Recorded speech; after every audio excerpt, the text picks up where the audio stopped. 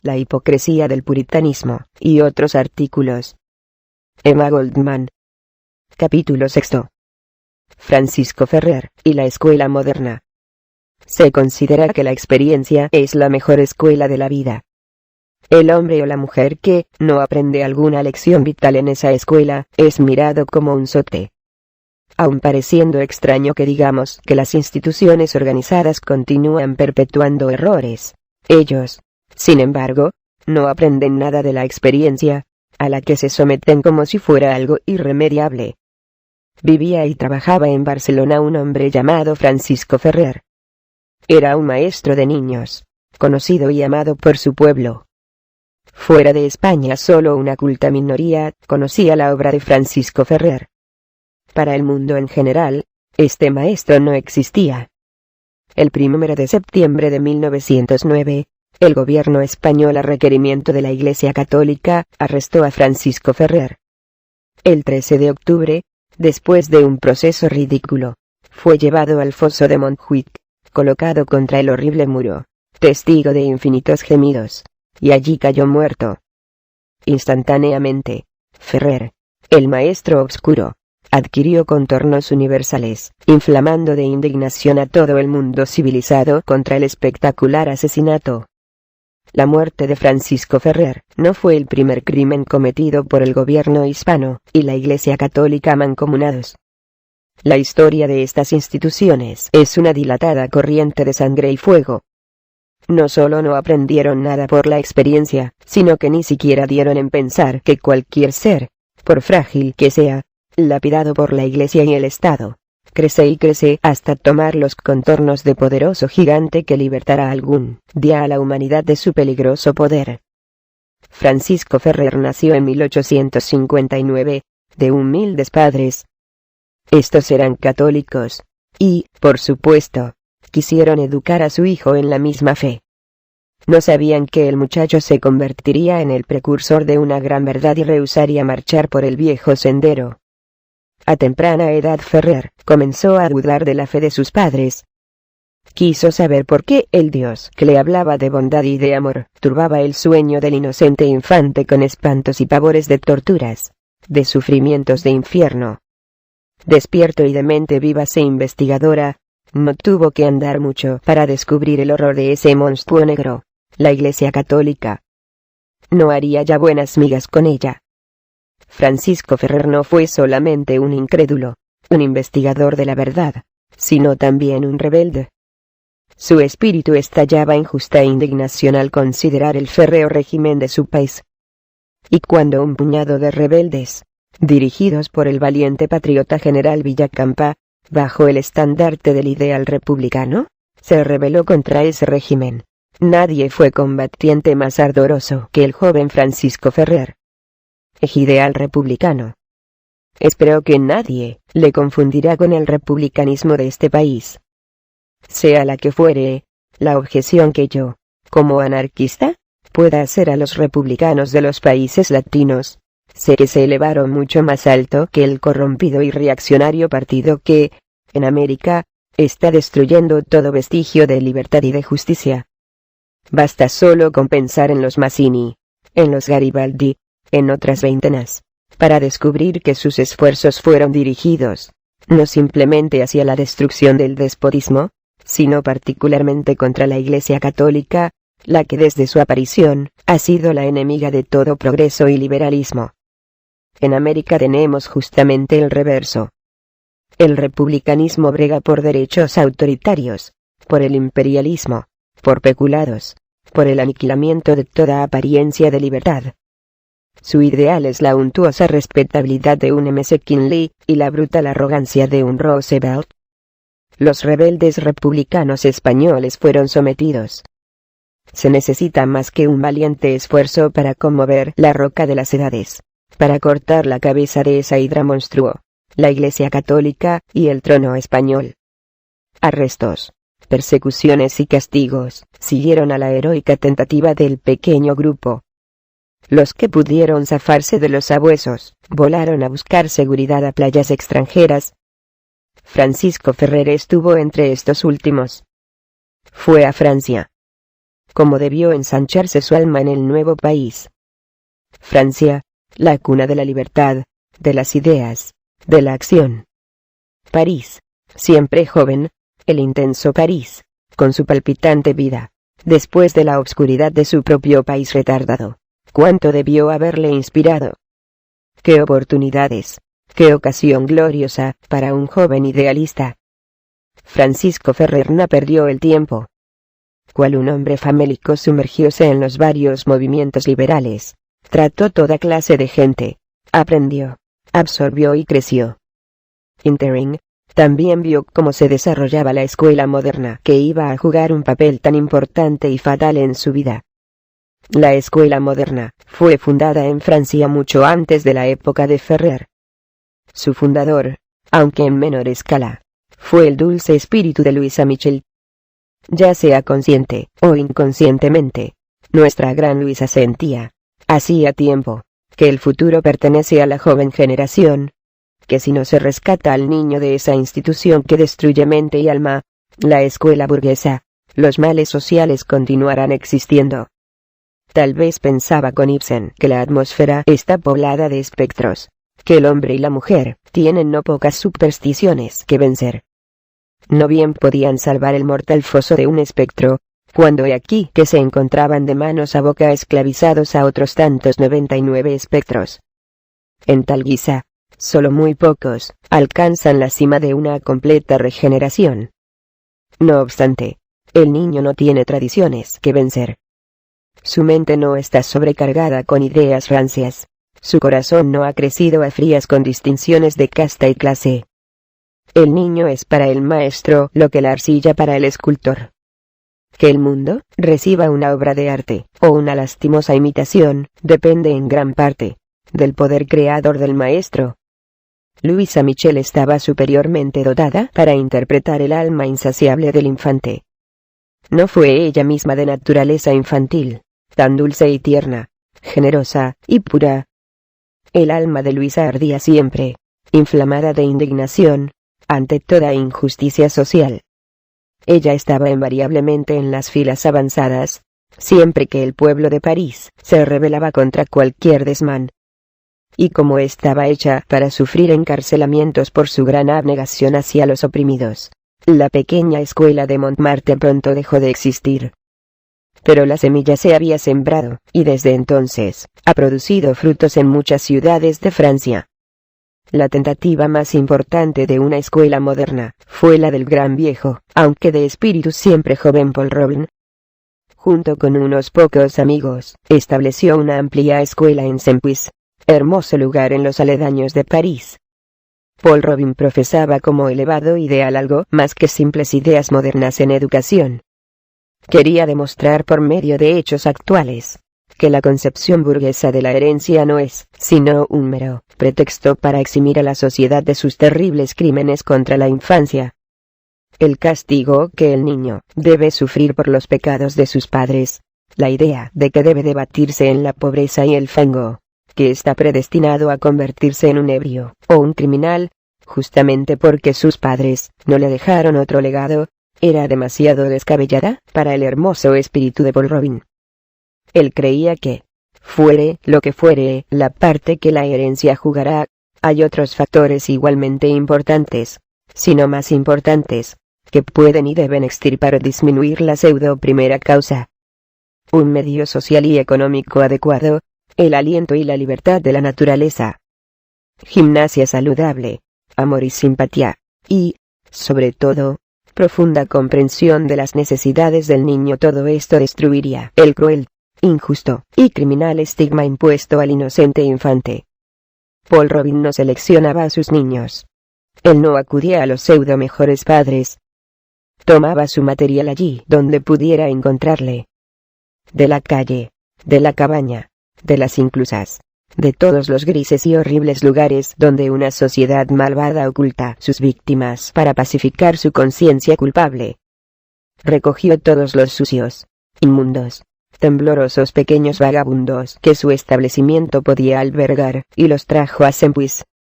Allí, rodeados por la gloria de la propia naturaleza, mantenidos aseados, profundamente amados y comprendidos, las jóvenes plantas humanas comenzaron a crecer, a florecer, a desarrollarse excediendo las esperanzas de su amigo y maestro Paul Robin. Los niños crecieron, y se desarrollaron con la firmeza que da la confianza de sí mismo, varones y mujeres amantes de la libertad. ¿Qué peligro más grande para las instituciones que forjan pobres para perpetuar a los pobres? Sembuis fue clausurada por el gobierno francés bajo la acusación de coeducación, que es prohibida en Francia. Sin embargo, Sembuis había estado en actividad bastante tiempo como para probar a todos los educadores avanzados sus formidables posibilidades, y para servir como un empuje a los modernos métodos de educación, que son lentos, pero minan inevitablemente el actual sistema. Sembuis fue seguida de un gran número de otras tentativas educacionales, entre ellas la de Madeleine Bernet, poeta y escritor talentoso, autor del Amor Libre, y la de Sébastien Faure, con su La Ruche, que yo visité cuando estuve en París, en 1907. Algunos años antes el camarada Faure compró el terreno en el que construyó La Ruche. En un corto tiempo comparativamente logró transformar el antes agreste, incultivado campo en un terreno floreciente, teniendo todas las apariencias de una granja bien cuidada. Un patio cuadrado, amplio, limitado por 3 edificios, y un ancho camino que conduce al jardín y al huerto, saludan el ojo inquisidor del visitante. El huerto, cuidado como solamente un francés sabe hacerlo, suministra gran variedad de legumbres para La Ruche. Sébastien Faure opina que, si el niño es sometido a influencias contradictorias, su desarrollo sufre en consecuencia. Solamente cuando las necesidades materiales, la higiene del hogar y el ambiente intelectual se armonizan puede el niño crecer como un ser sano, libre. Refiriéndose a su escuela, Sébastien Faure emite la siguiente opinión. He tomado 24 niños de ambos sexos, la mayoría huérfanos, o aquellos cuyos parientes son demasiado pobres para pagar. Son vestidos, alojados y educados a mis expensas. Hasta los 12 años, recibirán una elemental y perfecta educación. Entre la edad de 12 y 15, continuando todavía sus estudios, se les enseña algo de comercio, teniendo en cuenta sus disposiciones y aptitudes individuales. Llega, por último, el día en que, libremente, dejan La Ruche para iniciar la vida en el mundo exterior con la seguridad que pueden, en cualquier momento, regresar a ella, donde serán recibidos con los brazos abiertos, y se les dará la bienvenida, cual hacen los padres con sus amados hijos. Entonces, si desean trabajar en nuestro establecimiento, pueden hacerlo bajo estas condiciones. 1/3 para cubrir sus gastos o sustento, otro 1/3 que se añade al capital general puesto aparte para acomodar nuevos niños, y el último 1/3 destinado a ser entregado para el uso personal del joven, como él o ella lo crean conveniente. La salud de los niños que están ahora a mi cuidado es excelente. El aire puro, la comida nutritiva, el ejercicio al aire libre, los largos paseos, la observancia de las reglas higiénicas, el breve e interesante método de instrucción, y, sobre todo, nuestra afectuosa comprensión y cuidado de los niños, han producido admirables resultados físicos y mentales. Sería injusto afirmar que nuestros pupilos han realizado maravillas. Pero, si tenemos en cuenta que pertenecen al término medio, no habiendo tenido oportunidades previas, los resultados son verdaderamente satisfactorios. La facultad más importante que han adquirido un rasgo raro en los niños de la escuela ordinaria es el amor al estudio, el deseo de conocer, de ser informado. Han aprendido un nuevo método de trabajo, uno que vivifica la memoria y estimula la imaginación. Hacemos un esfuerzo particular para despertar el interés del niño por lo que le rodea, con el propósito de hacerle descubrir la importancia de la observación, la investigación y la reflexión, de manera que cuando los niños alcancen la madurez no sean sordos y ciegos para las cosas que les circundan. Nuestros niños nunca aceptan nada con fe ciega, sin inquirir el porqué o el motivo, ni se sienten satisfechos hasta que sus preguntas son completamente contestadas. De este modo, sus mentes están libres de dudas y temores resultantes de respuestas incompletas o carentes de verdad. Esto último, es lo que debilita el crecimiento del niño, y crea una falta de confianza en sí mismo, y en los que le rodean. Es sorprendente ver cuán francos, y buenos y afectuosos son nuestros pequeños entre ellos mismos. La armonía que reina entre ellos, y los adultos, es en extremo animadora. Sentiríamos como una falta, si los niños nos temieran, u honraran simplemente porque somos sus mayores. No dejamos nada por hacer para ganar su confianza y amor. Realizando esto, la comprensión reemplazará la duda, la confianza al temor, la afección a la severidad. Nadie ha descubierto plenamente todavía la riqueza de simpatía, bondad y generosidad oculta en el alma del niño. El esfuerzo de todo educador verdadero debería ser abrir ese tesoro para estimular los impulsos del niño, y hacer florecer sus mejores y más nobles tendencias. ¿Qué premio más grande puede haber para un hombre cuya vida de trabajo es vigilar el crecimiento de la planta humana, ver cómo va desplegando sus pétalos, y observar su desarrollo en una verdadera individualidad? Mis camaradas en la Ruche no desean premio más valioso, y es debido a ellos, a sus esfuerzos, más que al mío propio, que nuestro jardín humano promete producir hermosos frutos. Refiriéndose al objeto de la historia, y a la prevalencia de viejos métodos de instrucción, Sebastián Faure dice: explicamos a nuestros niños que la verdadera historia está todavía por escribirse, la historia de los que han muerto, desconocidos, realizando esfuerzos para ayudar a la humanidad en la consecución de fines más grandes. A Francisco Ferrer no podía escapar esta gran ola de tentativas por fundar la escuela moderna. Vislumbró sus posibilidades, no meramente bajo su aspecto teórico, sino en su aplicación práctica, para las necesidades de todos los días. Debió caer en la cuenta que España, más que cualquier otro país, necesita precisamente de tales escuelas, si es que quiere deshacerse del doble yugo del hisopo y de la espada.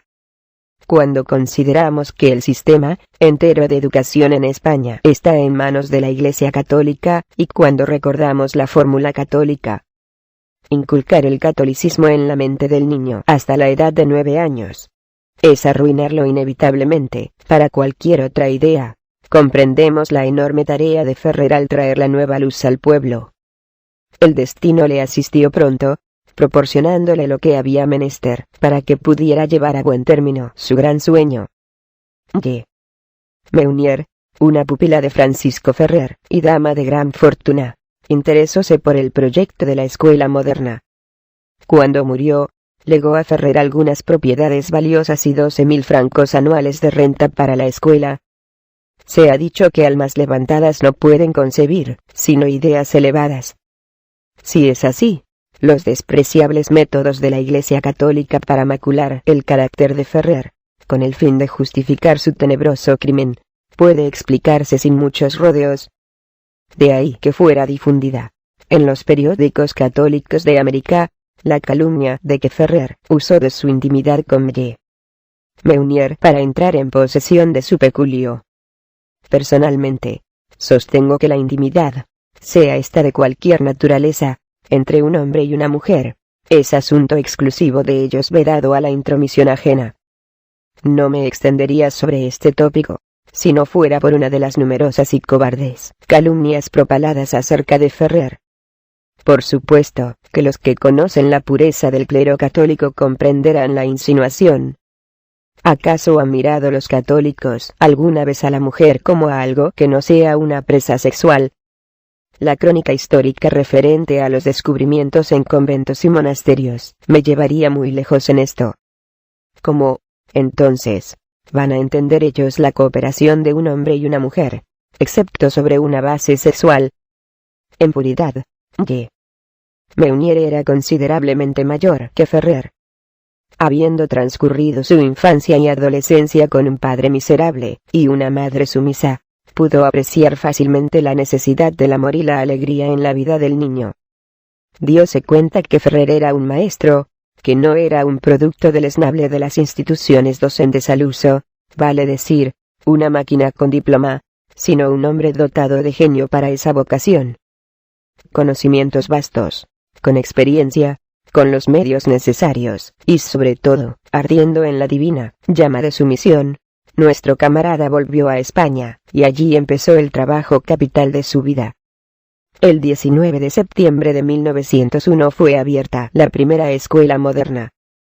Fue entusiastamente recibida por el pueblo de Barcelona, que asumió la responsabilidad de sostenerla. En un breve discurso con ocasión de la apertura de la escuela, Ferrer sometió su programa a sus amigos. Dijo: «No soy un orador, ni un propagandista, ni un luchador. Soy un maestro. Amo a los niños por sobre todas las cosas. Creo comprenderlos. Quiero contribuir a la causa de la libertad, creando una joven generación que esté pronta a ponerse en contacto con una nueva era». Fue advertido por sus amigos que tuviera cuidado en su oposición a la Iglesia Católica. Sabían hasta dónde podía llegar esta para abatir a un enemigo. Ferrer también lo sabía. Pero, a semejanza de Brandt, creía en todo o en nada. No erigiría la escuela moderna sobre la misma antigua calumnia. Sería franco y honesto y abierto para con sus niños.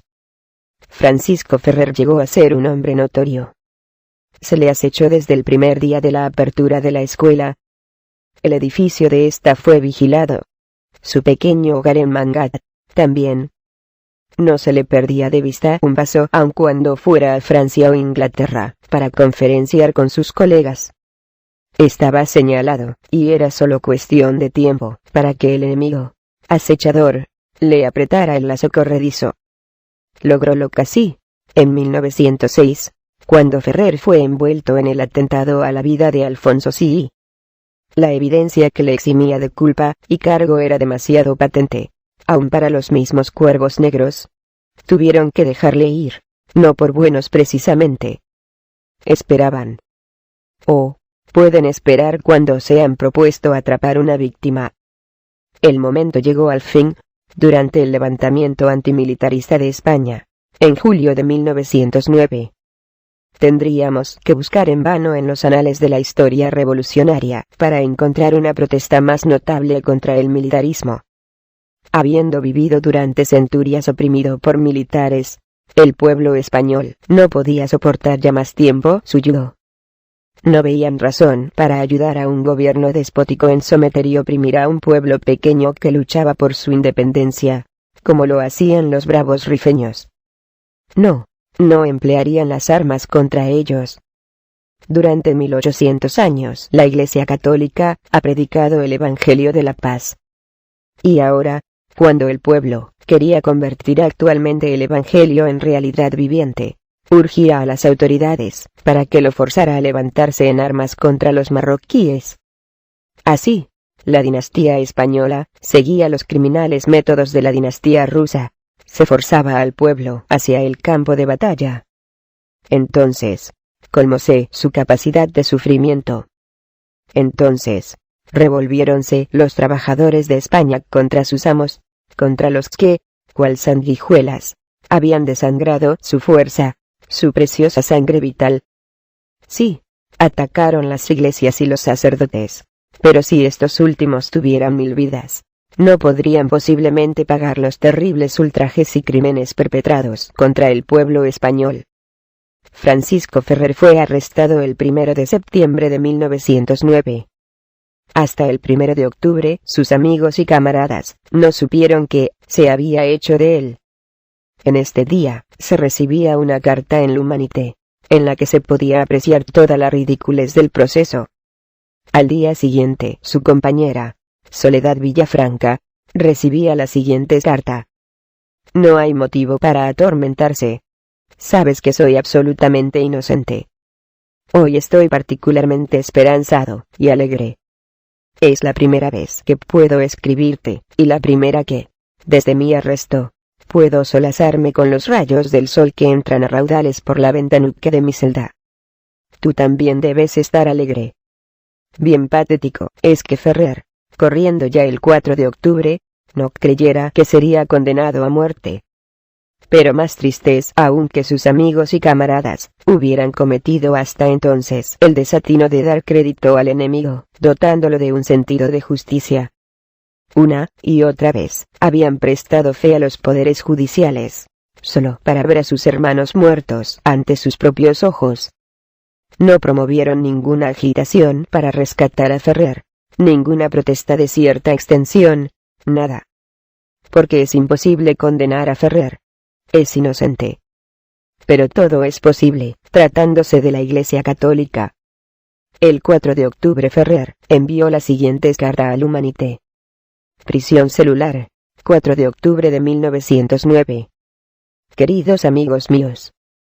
No obstante la más absoluta inocencia, el fiscal exige la pena de muerte, basado en denuncias de la policía, que me presenta como el jefe de los anarquistas del mundo entero, dirigiendo los sindicatos de trabajadores de Francia, y culpable de conspiraciones e insurrecciones en todas partes, declarando que mis viajes a Londres y París no fueron emprendidos con otro objeto.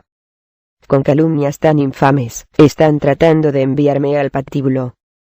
El mensajero está pronto para partir y yo no tengo tiempo para extenderme. Todas las evidencias presentadas al juez instructor por la policía no son más que un tejido de mentiras e insinuaciones calumniosas. Pero ninguna prueba en contra mía ha logrado éxito. Ferrer. Fin de la carta de Francisco Ferrer y Guardia. El 13 de octubre de 1909, el corazón de Ferrer, tan valiente, tan firme, tan leal, fue acallado. Míseros idiotas. La postrer palpitación agonizante de ese corazón acababa de morir cuando comenzó a latir en centenares de corazones del mundo civilizado hasta que creció en terrífico trueno, arrojando su maldición sobre los instigadores del tenebroso crimen. Criminales de negra veste y devoto aire, en los estrados de la justicia. ¡Qué ironía! ¿Participó Francisco Ferrer en el levantamiento antimilitarista? Según la primera acusación que apareció en un periódico de Madrid, firmado por el obispo y todos los prelados de Barcelona, no era acusado aún de participación. La acusación hacía hincapié en el hecho de que Francisco Ferrer era culpable de haber organizado escuelas ateas y haber difundido literatura atea. Pero en el siglo XX los hombres no pueden ser quemados simplemente por sus creencias ateas. Algo había que inventar, sin embargo. De ahí el cargo de instigador del levantamiento. Por más que se hurgó para hallar en fuentes auténticas algún indicio que les permitiera fundar su participación en el levantamiento, nada encontraron. Pero entonces no se necesitaban las pruebas ni se aceptaban. Había 75 testigos seguros, pero su testimonio fue tomado en forma manuscrita. Nunca fueron careados con Ferrer, ni él con ellos. Es posible, psicológicamente, que Ferrer haya participado. Yo no lo creo, y aquí expongo mis razones. Francisco Ferrer no era solamente un gran maestro, sino también un maravilloso organizador. En 8 años, de 1901 a 1909, había organizado en España 109 escuelas, amén de inducir al elemento liberal en su país a crear 308 más. En conexión con el trabajo de su propia escuela, Ferrer había establecido una imprenta moderna, organizado un cuerpo de traductores, y esparcido a todos los vientos 150.000 ejemplares de obras científicas y sociológicas modernas, sin olvidar la amplia cantidad de libros de texto racionalistas. Seguramente que nadie, sino un organizador metódico y eficiente, podía haber realizado tal hazaña. Por otra parte, se probó en absoluto que el levantamiento antimilitarista no fue preparado en modo alguno, que llegó como una sorpresa para el mismo pueblo, tal como un gran número de insurrecciones revolucionarias en anteriores ocasiones. El pueblo de Barcelona, por ejemplo, tuvo a la ciudad bajo su control durante 4 días, y, según las declaraciones de los turistas, nunca reinó orden ni paz más perfectos. Por supuesto, el pueblo estaba tan poco preparado que cuando se presentó el momento, no supo qué hacer. En este sentido, se asemejaron al pueblo de París durante la Comuna de 1871. Estos tampoco estaban preparados. aunque moribundos, protegieron los almacenes rebosantes de prisioneros. Apostaron centinelas para cuidar el Banco de Francia, donde la burguesía guardaba el dinero robado. Los trabajadores de Barcelona, también ellos, cuidaron el botín de sus amos. Cuán triste es la estupidez de los miserables. Cuán terriblemente trágica. Pero, entonces, hanse introducido tan profundamente los grillos en su carne que, aun pudiendo, no lo rompieran. El miedo a la autoridad, el respeto a la propiedad privada, 100 veces maldecida en sus adentros. ¿Cómo es que él no se decide a debelarla e ir contra ellos? Tal vez no se haya preparado suficientemente para emprender esta acción. ¿Puede alguien afirmar por un momento que un hombre como Ferrer se afiliara a un esfuerzo tan espontáneo, tan desorganizado? No hubiera sabido que se solucionaría con una derrota desastrosa para el pueblo. Y no es más evidente aún que si él hubiera participado, el experto organizador, habría planeado enteramente la tentativa. Si todas las otras pruebas fallaran, este solo factor sería suficiente para eximir a Francisco Ferrer. Pero hay otras igualmente convincentes. Para el mismo día del levantamiento, julio 25, Ferrer había convocado a una conferencia a los maestros y miembros de la Liga de Educación Racionalista. Era necesario encarar el trabajo de otoño, y particularmente la publicación del gran libro El hombre y la tierra, de Eliseo Reclus, y la gran revolución francesa, de Pedro Kropotkin. Es creíble, en modo alguno plausible, que Ferrer, estando en antecedentes acerca del levantamiento, formando parte de él, invitara con sangre fría a sus amigos y colegas a Barcelona para el día en que él sabía que sus vidas estarían en peligro. Es claro, solo la mente criminal y viciosa de un jesuita podía dar crédito a tal propósito deliberado. Francisco Ferrer tenía su labor capital delineada. Si se hubiese propuesto prestar auxilio a la insurrección, habría estado expuesto a perder todo y no ganar nada, salvo la ruina y el desastre. No es que dudara de la justicia de la ira del pueblo, pero su trabajo, su esperanza, la esencia toda de su vida, se encaminaba hacia otra meta. Caen en el vacío los frenéticos esfuerzos de la Iglesia Católica, sus imposturas, falsedades, calumnias. Ya es condenada por la conciencia humana despierta, de haber repetido una vez más los execrables crímenes del pasado. Francisco Ferrer es acusado de enseñar a los niños las más estrafalarias ideas, de odiar a Dios, por ejemplo. ¡Qué horror! Ferrer no creía en la existencia de Dios. ¿Para qué enseñar a odiar al niño algo que no existe? No es más creíble que llevara a los niños al aire libre, que les mostrara el esplendor del crepúsculo, la esplendidez del cielo tachonado de estrellas, la impresionante maravilla de las montañas y los mares, que les explicara de modo sencillo y directo la ley del crecimiento, del desarrollo, de la mutua relación de todas las cosas en la vida. Obrando así, hizo imposible para siempre que la semilla ponzoñosa de la Iglesia Católica se practicara un camino en la mente del infante. Se había afirmado que Ferrer preparaba a los niños para destruir al rico. Historias fantásticas de viejas solteronas. No es más presumible que los preparará para ayudar al pobre. Que les enseñará que la humillación, la degradación, el temor del pobrerío, es un vicio, y no una virtud. Que solo la dignidad, y todo esfuerzo creador, es lo que sostiene la vida y forma el carácter. ¿No es este el medio eficaz por excelencia de hacer la luz sobre la absoluta inutilidad y perjuicio del parasitismo? Por último, se culpa a Ferrer de desmoralizar al ejército por la propaganda de ideas antimilitaristas. ¿Realmente? Debe haber creído, con Tolstoy, que la guerra es la matanza legalizada que perpetúa el odio y la arrogancia, que roe el corazón de las naciones, y las convierte en maniáticas frenéticas. No obstante, poseemos las propias palabras de Ferrer referente a sus ideas sobre la educación moderna. Deseo fijar la atención de los que me leen sobre esta idea. Todo el valor de la educación reside en el respeto de la voluntad física, intelectual y moral del niño. Así como en ciencia, no hay demostración posible más que por los hechos. Así también no es verdadera educación, sino la que está exenta de todo dogmatismo, que deja al propio niño la dirección de su esfuerzo y que no se propone, sino secundarle en su manifestación. Pero no hay nada más fácil que alterar esta significación, y nada más difícil que respetarla. El educador que impone, obliga, violenta siempre. El verdadero educador es el que, contra sus propias ideas y sus voluntades, puede defender al niño, apelando en mayor grado a las energías propias del mismo niño. Por esta consideración, puede juzgarse con qué facilidad se modela la educación y cuán fácil es la tarea de los que quieren dominar al individuo.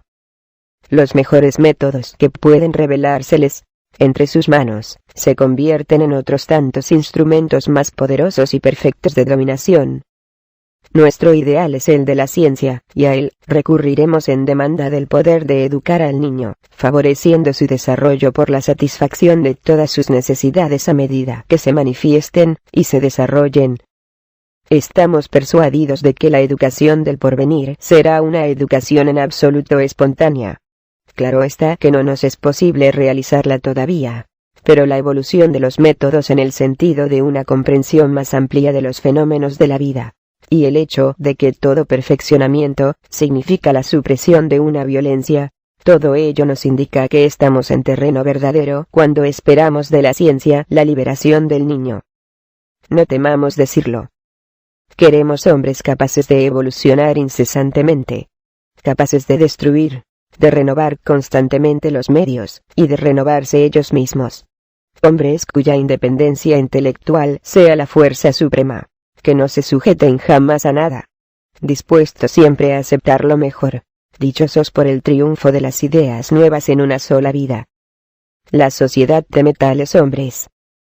No puede, pues, esperarse que quiera jamás una educación capaz de producirlos. Seguiremos atentamente los trabajos de los sabios que estudian al niño, y nos apresuraremos a buscar los medios de aplicar sus experiencias a la educación que queremos fundar, en el sentido de una liberación completa del individuo. Mas, ¿cómo conseguiremos nuestro objeto? Poniendo directamente manos a la obra, favoreciendo la fundación de escuelas nuevas donde, en lo posible, se establezca este espíritu de libertad que presentimos ha de dominar toda la obra de la educación del porvenir. Se ha hecho ya una demostración que por el momento puede dar excelentes resultados. Podemos destruir todo cuanto en la escuela actual responde a la organización de la violencia, los medios artificiales donde los niños se hallan alejados de la naturaleza y de la vida, la disciplina intelectual y moral de que se sirven para imponerle pensamientos hechos, creencias que aniquilan y depravan las voluntades. Sin temor de engañarnos, podemos poner al niño en el medio que le solicita, el medio natural donde se ama y donde las impresiones vitales reemplazarán a las fastidiosas lecciones de palabras. Si no hiciéramos más que esto, habríamos preparado en gran parte la emancipación del niño. Bien sé que no podríamos realizar así todas nuestras esperanzas, que frecuentemente nos veríamos obligados, por carencia de saber, a emplear medios reprobables. Pero una certidumbre nos sostendría en nuestros empeños, a saber, que sin alcanzar aún completamente nuestro objeto, haríamos más y mejor, a pesar de la imperfección de nuestra obra, que lo que realiza la escuela actual. Prefiero la espontaneidad libre del niño que nada sabe, a la instrucción de palabras y la deformación intelectual de un niño que ha sufrido la educación que se da actualmente. Si Ferrer hubiese organizado realmente a los rebeldes, si hubiera luchado en las barricadas, si habría arrojado un centenar de bombas, no podría haber sido tan peligroso a la Iglesia católica y al despotismo como con su oposición a la disciplina y a la coacción. La disciplina y la coacción no son la esencia de todos los males del mundo. La esclavitud, la sumisión, la pobreza, toda la miseria, todas las iniquidades sociales, resultan de la disciplina y la coacción. En efecto, Ferrer era peligroso. De ahí que fuera condenado a morir el 13 de octubre de 1909 en el foso de Montjuic. Ahora, ¿quién osa afirmar que ha muerto en vano? en vista del inusitado movimiento de indignación universal. Italia nombrando calles en memoria de Francisco Ferrer. Bélgica iniciando un movimiento para erigirle un monumento. Francia movilizando a sus varones más ilustres para recibir y continuar la herencia del mártir. Inglaterra que se adelanta a las otras naciones y publica su biografía. Todos los países, uniéndose con el propósito de perpetuar la gran obra de Francisco Ferrer. América también, tardía siempre en ideas progresivas, fundando una asociación Francisco Ferrer, que se propone como fin principal publicar la vida completa de Ferrer y organizar escuelas modernas a través de todo el país. Frente a esta ola revolucionaria internacional, ¿quién osaría decir que Francisco Ferrer murió en vano? Qué maravillosa, qué dramática fue la muerte en Montjuic, y cómo estremece el alma humana. Altanero y firme, la mirada interior vuelta hacia la luz, Francisco Ferrer no necesitó sacerdotes que le dieran ánimo, ni hizo reproches a nadie, porque le obligaban a dejar este mundo. La conciencia de que sus ejecutores representaban una era moribunda, y que era la verdad naciente, le sostuvo en los heroicos momentos finales. Fin del capítulo 6. Francisco Ferrer y la escuela moderna.